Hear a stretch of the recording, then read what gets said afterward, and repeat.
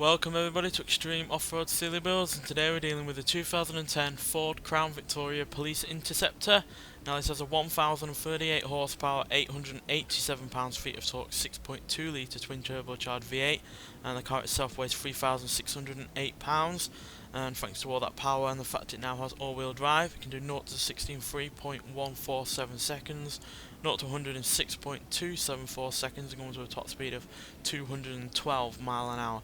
So yeah, pretty sharp acceleration for a car that still weighs quite a fair bit. This car standard even weighs a hell of a lot for the kind of car that it is, and I'm not quite sure why, but nonetheless, it still at least weighs a little bit less than it does now originally. So yeah, and it's certainly not the heaviest car that we've had so far. So yeah, that all-wheel drive along with that power should certainly help, and obviously it has off-road tyres and off-road suspension. But saloon cars, we've not had all that many to be honest, and but the quickest two cars that we've had are saloon cars, so and they are both Fords. So yeah, this car has a lot riding on it. So let's see what it can do.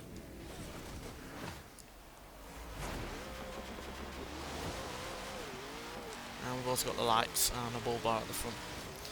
I know I'm not going to do the Nino because it get annoying, and I don't know where my voice at.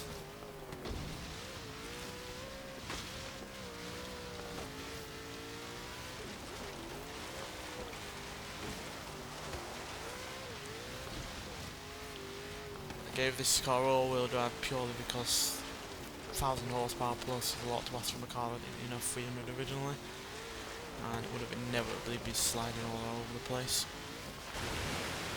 And as much as fun as drifting is to do, it's certainly not going to produce a fun time.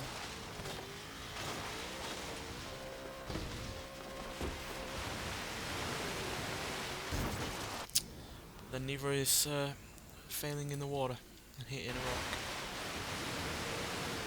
Wow, for that water. It's doing pretty well for a saloon car, more than 100 mile an hour.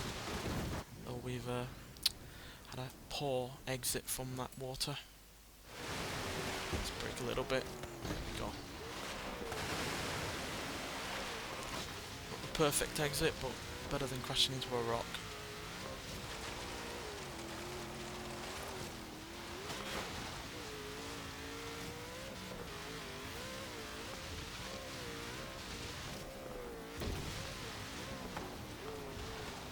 The suspension isn't dealing with this weight on this kind of surfaces all that well.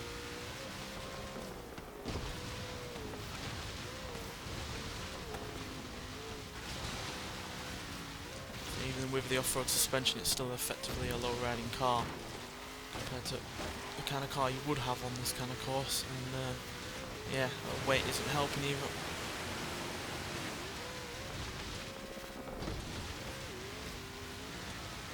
The rear end's been damaged, more than bouncing up and down. I think we've lost the exhaust as well at some point.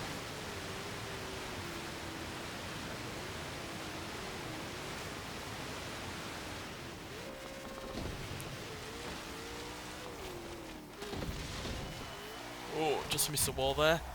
But there we go. 2 minutes, 8 seconds, .262. So yeah, that's pretty good. It's only just off the likes of the Range Rover Sport SVR and that Baldwin Motorsports trophy truck from the previous episode. And it's quicker than the Lamborghini Centenario, which, considering that car had way more power than this and way better handling as well, is pretty decent, and quicker than the likes of the Ford Bronco, the Ferrari 166MM, Talbot Sunbeam, and the BMW M2 Coupé. And it's joined in the top 10, I think. Let me just check if this is top 10, because there has been a lot of cars that we've taken from Ford in the top 10. Yeah, it actually is number 10. But yeah, that joins the likes of the Ford F-150 Raptor and the Ford Falcon XR GT and the Ford Falcon XR8. So yeah, it's a fourth Ford vehicle in the top 10. They are mincing it in terms of being in the top 10. There's no other car maker that has more than one other car in the top 10, and Ford has 4.